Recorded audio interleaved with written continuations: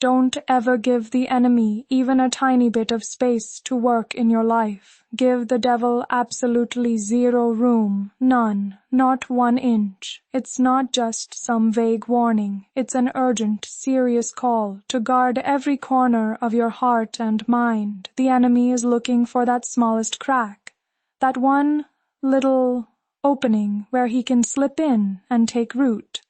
And that root of bitterness, oh, that's exactly what he's after. It's not just bitterness itself, but what bitterness does. It's like an open door inviting the enemy to settle right in. When you hold on to bitterness, you're basically handing over your life to the enemy. The enemy's nature is so much like a serpent, quiet, sneaky, patient. The most characteristic thing about a serpent is its way of ambushing. It doesn't rush in blindly or attack head-on. Instead, it moves silently, carefully, waiting for the perfect moment. First, it positions itself where it can strike without being noticed. It hides along the paths where its prey walks, maybe lurking there for days or even weeks, patiently waiting for the vulnerable moment to strike. This is the same strategy the enemy uses in your life. He doesn't just attack right away. He infiltrates, gets a foothold, finds his way into your thoughts, your relationships, your heart, and then he waits for the perfect moment to do damage. Think about it. This is how the enemy operates in the spiritual realm and in real life. He moves quietly but purposefully, seeking those inroads where he can gain strength secretly. His rebellion didn't start on earth. It began in heaven, in a place of holiness. He was an angel once, but pride twisted him and he rebelled. He positioned himself in the courts of God, gaining influence secretly until the right time came for him to act.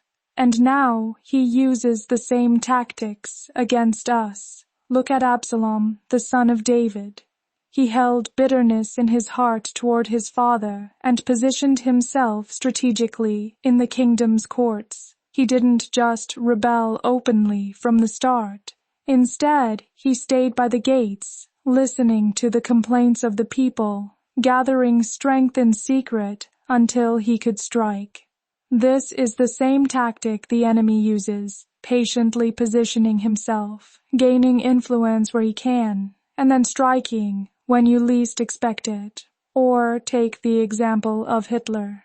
He didn't just come to power by force or sudden violence. No, the Nazis initially lost support in elections, but Hitler maneuvered quietly, making deals with politicians and positioning himself carefully. He flattered President Hindenburg, bowed to him publicly, and gained emergency powers through what seemed like legitimate political processes. Once in position, he used those powers to crush opposition and take over completely. He spoke peace while secretly preparing for war, just like the serpent hides while waiting to strike. That's the enemy's method: deception, patience, strategy.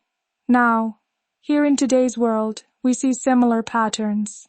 Take what's happening in some public schools. New Jersey recently became the second state, after California, to require schools to indoctrinate children into certain agendas without giving parents the right to opt out or even be notified. That's being called progressive, but it's really just another way the enemy tries to get inroads into the minds of our children. It starts subtly, step by step, gaining acceptance little by little until it becomes the norm. And if we don't stand firm and speak up, those inroads will deepen. And before we know it, our children are being influenced away from God's truth. It's not about hatred or rejecting people. We are called to love everyone, pray for everyone, but that doesn't mean we agree to allow the indoctrination of children into sin. We have to protect our families and communities by speaking the truth, even when it's hard or unpopular. The enemy uses fear to silence many pulpits, but we must rise and say no. This strategy of infiltration works everywhere. I've heard stories from churches where people come in, position themselves quietly,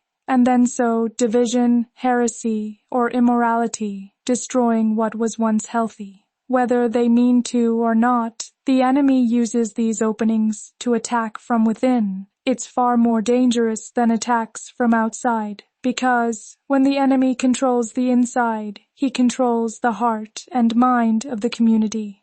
This is why the Bible warns so strongly not to give the enemy any room, zero room, not a little, not some, but zero. Bitterness is the perfect opening for him because it eats away at your spirit and opens the door wide. But it's not the only opening. The enemy waits for any foothold, a bad habit, an ungodly attitude, a relationship that's not honoring God, an indulgence, a sin you haven't dealt with. He waits like a boa constrictor, crawling patiently through the forest, seeking that one entrance where he can coil and strike. What is the opening in your life? What's the place where you might be giving ground unknowingly? It could be an idol, a thing or person you place above God in your heart. It could be an attitude of unforgiveness, a wound you refuse to heal, jealousy, insecurity, gossip, or anything else that is not submitted to God. These are all doors the enemy uses to infiltrate your life.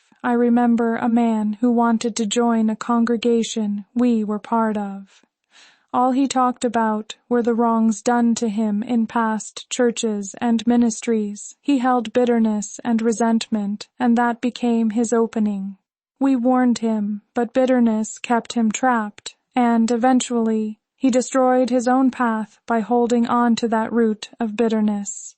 It's a clear example of how the enemy works through these wounds. Pornography is another powerful tool the enemy uses. I've seen marriages completely destroyed by it. Once the enemy finds that one little thing, a website, an email that pretends to be from a friend but is really a trap, he uses it to get in and cause destruction. Don't give him that one little opening, no matter how small it seems. Jealousy, insecurity, worry about what others think. These may seem like small things, but they are openings. Idolatry isn't always about physical statues. It can be anything you love or put before God. The enemy knows these vulnerabilities and uses them to paralyze you, to keep you from fulfilling your God-given purpose. This is why we must be vigilant, always examining our hearts and lives. What are we holding on to that the enemy can use against us? What habits, thoughts, or relationships might be giving him an entrance? The enemy is always looking for that one thing, that foothold, that landing ground where he can operate from. Even in war, armies look for landing grounds to invade. During World War II, the Allies had to secure Normandy to stop Hitler's advance. The enemy uses the same principle spiritually. One little foothold, and then they operate from there. So, we must guard our hearts fiercely. Identify those places in your life that are vulnerable and close them off. Deal with bitterness, jealousy, gossip, immorality, ungodly attachments. Submit everything to God. Put God first in your heart and mind, so there's no room left for the enemy to creep in. Remember, the enemy is clever. He waits patiently, moves quietly, and strikes at the moment of vulnerability. But God is more powerful. When we refuse to give any room to the enemy, when we guard our hearts and minds, we can overcome his schemes. It's a daily battle, but we are not helpless. We have the armor of God, truth, righteousness, peace, faith, salvation, and the Word of God. Use these to protect yourself and your family. Pray without ceasing. Speak the truth in love. Stand firm in your faith.